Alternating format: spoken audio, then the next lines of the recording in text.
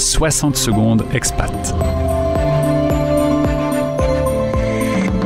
L'info de la mobilité internationale, présentée par Alix Boquet. Devenir citoyen sans frontières, c'est l'ambition insolite mais bien réelle qui gagne du terrain. Selon une enquête relayée par Der Standard, des millions de personnes choisissent aujourd'hui de rejoindre des nations purement virtuelles.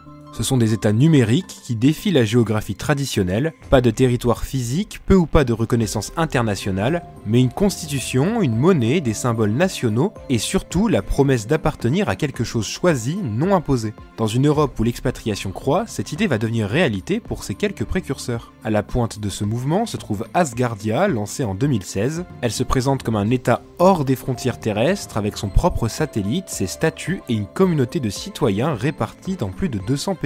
Cependant, elle n'est pas seule. Praxis, autre projet numérique, vise une nation d'entrepreneurs et d'idéologues fondée sur la vertu, la sagesse et une idéologie clairement occidentale et européano-centrée. Ces citoyens du virtuel, ingénieurs, artistes, nomades numériques rejettent les frontières classiques. Ils veulent un État sans passeport, sans sol, un espace commun fondé sur le choix. Pour ces promoteurs, ce n'est pas un fantasme, c'est le début d'un modèle politique alternatif. Car le défi est grand. Comment gouverner son territoire ? Comment être reconnu et quelle légitimité face aux États-nations ? Ce sont des questions que ces nations numériques devront affronter sérieusement, alors que leurs idéaux séduisent de plus en plus une génération qui ne souhaite plus que ses droits ou ses appartenances dépendent de sa naissance ou de son lieu géographique.